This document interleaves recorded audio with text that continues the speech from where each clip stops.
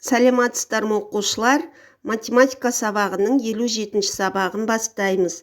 Бүгінгі тақырып тікбұрышты үшбұрыштың ауданын табу. Яғни бүгінгі сабақтағы мақсатымыз үшбұрыш түрлерімен танысу, тікбұрышты үшбұрыштың ауданын қалай есептеуді үйрену. Балалар, үшбұрыш дегеніміз бұл үш қабырғасы бар, үш бұрышы бар және үш төбесі бар фигура. Оның қабырғасы қайсы, бұрышы қайсы, төбесі қайсы екендігін түстерге қарап ажырата қойыңыздар. Яғни бұл жерде анықтама шығады. Үшбұрыш дегеніміз үш қабырғадан, үш бұрыштан, үш төбеден тұратын фигураны айтады. Балалар, енді үшбұрыштың түрлерімен танысайық.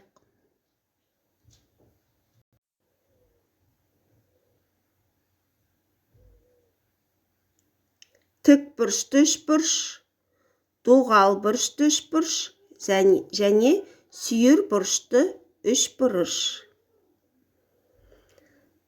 Біздің қарастыратынымыз тікбұрышты үшбұрыш. Ал енді оның анықтамасына келейік. Тікбұрышты үшбұрыш дегеніміз не? Яғни ол тікбұрышы бар үшбұрыш. Тікбұрыш дегеніміз ол 90 градусқа тең. Балалар, енді тікбұрышты үшбұрыштың ауданын табуды үйренеміз. Ол үшін бізге тіктөртбұрыштың ауданын табуды жете білуіміз керек. Қараңыздар суретте. Ұзындығы 6 см, ені 3 см, тіктөртбұрыш берілген.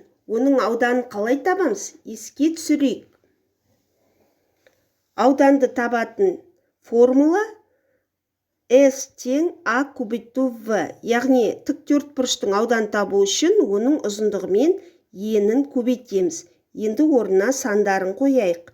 6-ны 3-ке көбейтеміз. Сонда 18 см квадратқа тең болды. Ал енді оның ортасынан бөлетін болсақ, онда тікбұрышты үшбұрыш шығады.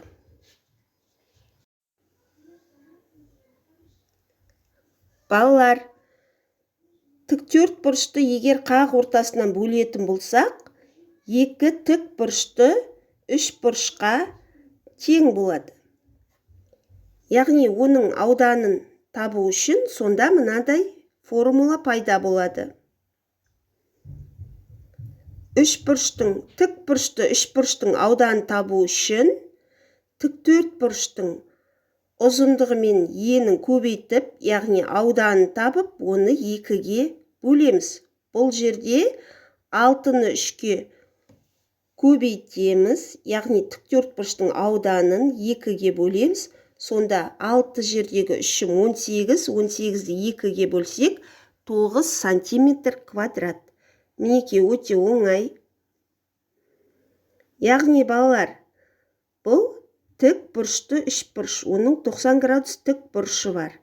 Оның ауданын табу үшін біз оның екінші жартысын салып алсақ та болады, немесе ойша есептесек те болады. Яғни ұзындығы 6 см, ені 3 см болатын бұл жерде тіктөртбұрыш пайда болды. Оның ауданын тауып алып, оны 2-ге бөлеміз.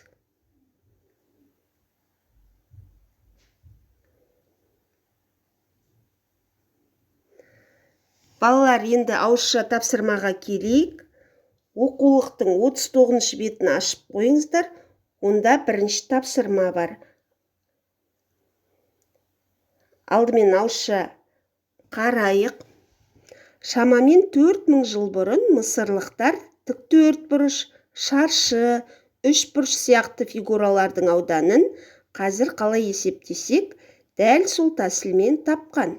Ойлан, тікбұрышты үшбұрыштың ауданын қалай табуға болады? Жаңа ғана түсіндіріп өттім. Енді бірінші есептің А бөлігін ауызша шығарамыз. Үшбұрыштың ауданын палетканың көмегімен анықта деді. Палетканың не екендігін біз өткен сабақтардан өткен болатынбыз. Шаршы бірдей екі үшбұрышқа бөлінген. Демек, әрқайсының ауданы шаршының ауданының жартысына тең. Өрнектердің орындалуын түсіндір.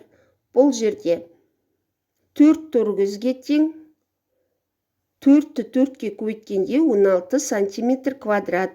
Яғни бұл жердегі шаршының ауданы шықты. Шаршының ауданын 2-ге бөлсек, тік бұрышты үшбұрыштың ауданы шығады.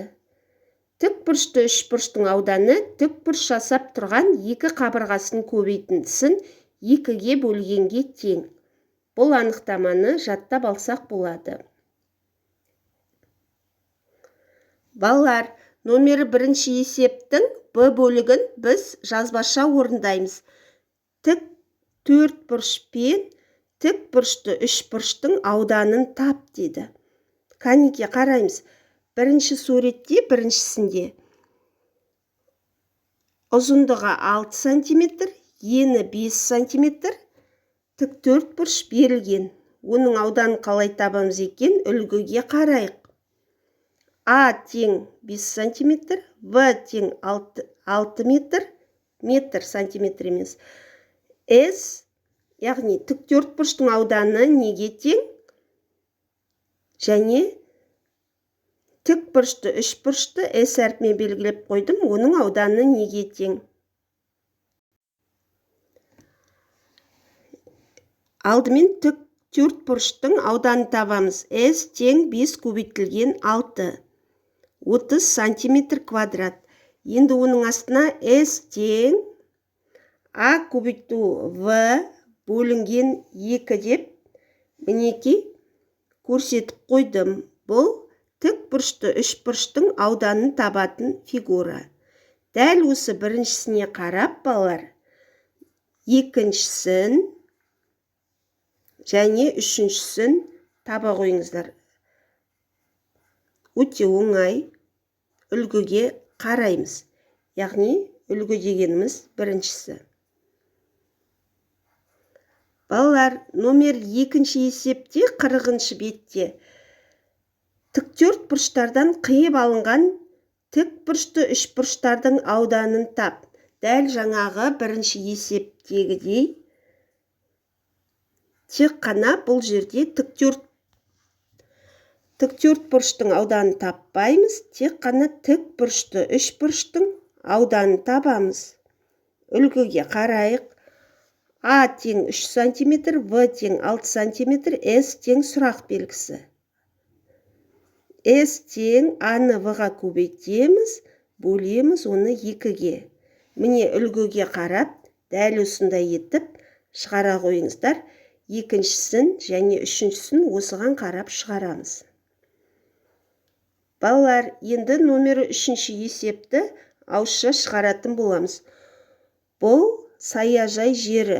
Қоршаудың барлық ұзындығын және әр саяжай жерінің ауданын тап дейді. Саяжай жері дегеніміз, мінеки бұл жерде, міне. Алдымен біз барлық ауданын табуымыз керек. Барлық ауданын табу үшін оның ұзындығы мен енін табуымыз керек. Бұл жерде 10 метр деп көрсетілген, және оның енін табу үшін 6 метрге 3 метрді қосамыз, яғни 9 болды. Ал енді оның қоршаудың барлық ұзындығын табу үшін 10-ды 9-ға көбейтеміз, сонда 90 болды. Енді бізге табу керек мына саяжайдың бөлігін. Саяжайдың ауданын табу үшін мына жердегі мінеки 6 мен 3-ті көбейтеміз. 6 жердегі 3-ім 18. Мінеки сонда қоршаудың барлық ұзындығы 90 квадрат метр болды. Ал саяжайдығы 18 квадрат метрге тең болды. Түсінікті ме балалар? Енді бұл жерде төртінші есепті де ауызша шығарамыз. Фигуралардың қандай бөлігі боялған дейді. Бұл жерде 8 бөлікке бөлініпті. 8-ден 3 бөлігі боялған. 8-ден 3. Қалған бөліктерді осылайша таба қойыңыздар. Бұл ауызша есеп. Келесі біздің жазбаша орындайтын есебіміз номері 5-ші есеп. Амалдар бойынша жаз және есептеу тәсілін түсіндір дейді. Мен сіздерге үлгі ретінде бірінші бағаннан бір есеп және екінші бағаннан бір есеп көрсетіп отырмын. Қараймыз. Алдымен жақшаның ішін орындаймыз. Одан соң мыңнан азайтамыз, қосындыдан шыққан санды мына жерге жазамыз. Ал мына жерде жақша болмағандықтан, мына есеп, жақша болмағандықтан алдымен қосуды, одан соң азайтуды орындаймыз. Тек екеуін шығарсаңыз да болады. Бастысы түсінік алғандарыңыз. Балалар, кәнеки қайталайық. Тік бұрышты үшбұрыштың ауданын қалай табамыз? А және В берілген болса, толық төртбұрыштың ауданын тауып аламыз. Одан соң толық төртбұрыштың ауданын тауып, оны 2-ге бөлеміз. Бұл S тең А көбейту В бөлу 2 деген, бұл тік бұрышты үшбұрыштың ауданын табатын формула. Бүгінгі сабаққа жақсы қатыстыңыздар деп ойлаймын. Назарларыңызға рахмет. Жарайсыңдар, сау болыңыздар.